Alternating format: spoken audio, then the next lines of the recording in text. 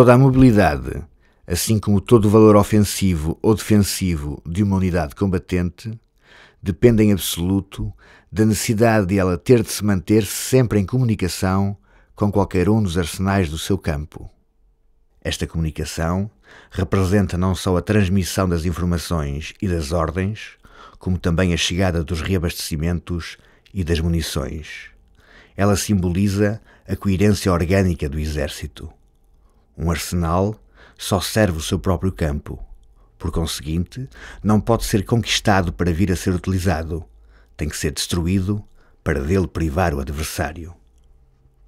A importância vital das comunicações leva a que, na maior parte das vezes, o objetivo estratégico prosseguido seja a manobra contra as comunicações do adversário, em lugar da ofensiva dirigida sucessivamente contra os seus arsenais ou a procura de um desgaste no seu exército, através de um domínio contínuo no campo de batalha. Esta situação influi também no comportamento tático, já que a ordem de batalha adotada nos diversos momentos deve apresentar não só um bom dispositivo para a defensiva e para o contra-ataque, como tem que proteger também o melhor possível a linha de comunicações do exército. Um exército pode, mesmo antes do equilíbrio numérico das forças ter sido rompido, encontrar-se numa posição desequilibrada devido a uma ameaça sobre as suas comunicações. Um exército cuja linha de batalha tende a confundir-se com a linha de comunicações perde rapidamente a sua maleabilidade tática no combate e corre grande risco de ser cercado total ou parcialmente. A destruição de uma só unidade pode provocar uma ruptura na ligação com uma fração do exército, que estará perdida caso o contacto não possa ser restabelecido. No espaço, nunca há forças suficientes, nem num campo, nem no outro, enquanto se não atingir uma ruptura no equilíbrio. Nem para proteger todos os locais que se necessita, nem para atacar e manter a ofensiva em todos os lados por onde seria desejável, nem mesmo onde é necessário por imposição do adversário. No tempo, são os movimentos de um exército que nunca são tão rápidos quanto seria desejar. Muitas vezes, tem de se escolher entre avançar depressa e com poucas forças, ou mais lentamente e com tropas mais numerosas, sobre um ponto onde se terá de combater. Os movimentos requeridos com urgência para pôr em marcha os reforços ou para deslocar as unidades de transmissões são exigidos pelo choque tático a partir do momento em que se inicia o combate. É então necessário garantir o máximo de unidades em cada ataque, assegurando-lhes o melhor apoio contra o movimento seguinte do inimigo ou devolvendo à retaguarda uma determinada unidade que ficou abalada com o resultado do anterior esforço inimigo. Cada um dos adversários deve se esforçar por garantir a iniciativa e compensar a insuficiência de efetivos pela rapidez da sua concentração num ponto decisivo, onde terá que ser o mais forte. Pois a manobra estratégica só resulta quando paga a pronto a vitória no recontro tático. A defensiva é em si mesma a posição mais forte, quer tática, quer estrategicamente, mas só a ofensiva, ou pelo menos a contraofensiva, é que obtém um sucesso positivo. A defesa não pode manter-se estática, salvo quando localizada temporariamente numa posição forte, devendo então assegurar os meios para contra-atacar.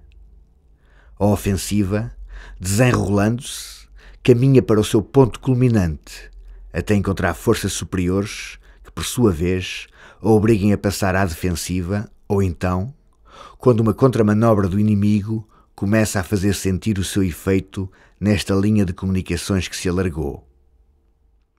Esta contramanobra pode também ser desviada, ou pela defensiva direta de outras tropas amigas que barram o acesso a esta linha de comunicações, ou por uma defensiva indireta ameaçando o flanco da contraofensiva inimiga.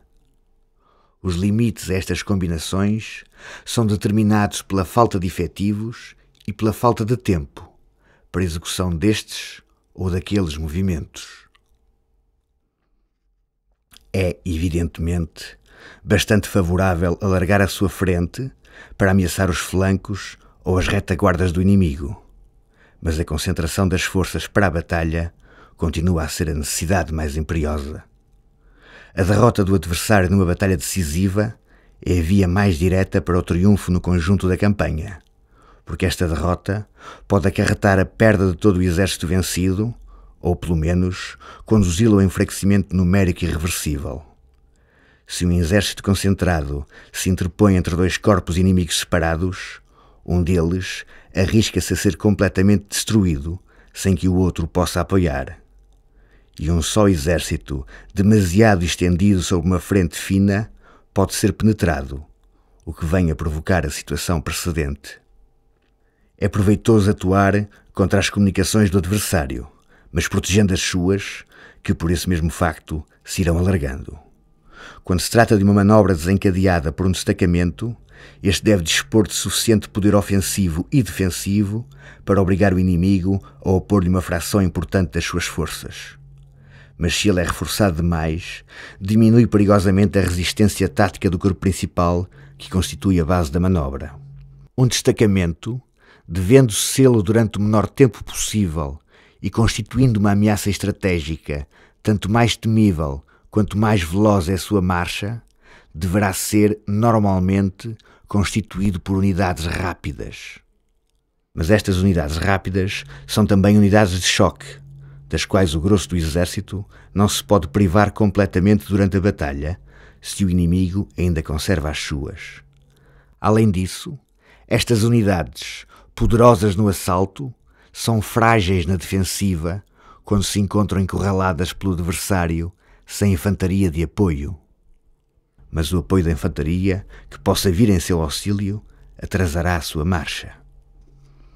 É igualmente vantajoso, durante o confronto tático entre os dois exércitos completamente reunidos, manobrar sobre o flanco do inimigo para se aproximar da sua linha de comunicação ou para obter uma concentração do poder de fogo pelo envolvimento de uma ala.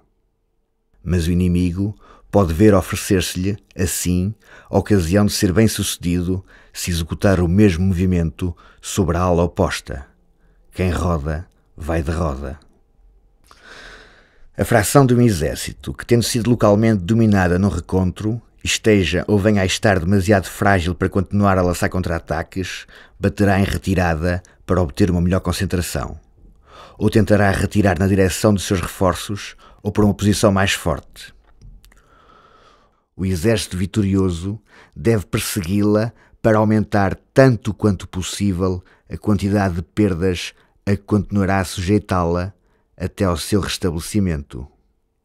Mas este exército vitorioso, se continuar a penetrar para além do ponto culminante do seu ataque, arrisca-se a ser, por sua vez, contra-atacado por um inimigo que se foi tornando superior na concentração de forças e que procurará retomar a iniciativa logo que possível. É, portanto, necessário, no momento preciso em que cessa a exploração tática, passar à exploração estratégica da vitória, atuando, por exemplo, contra os arsenais ou contra as linhas de comunicação do inimigo, em função da nova situação criada pela retirada do seu exército e pela sua inferioridade numérica, já que são mais pesadas as suas perdas desde que o balanço da batalha se lhe tornou desfavorável. A interação permanente da tática e da estratégia pode acarretar surpresas e reviravoltas, muitas vezes até ao último instante. Os princípios são seguros, a sua aplicação é sempre incerta. Na batalha decisiva, a manobra encontra-se quase sempre sobre as formas do envolvimento, da retirada e dos movimentos contra as comunicações. É preciso não poupar nem as tropas, nem os movimentos, nem os desperdiçar em vão. Quem tudo quer, tudo perde. No entanto, aquele que se permitir perder mais do que o seu adversário, jamais o poderá suster.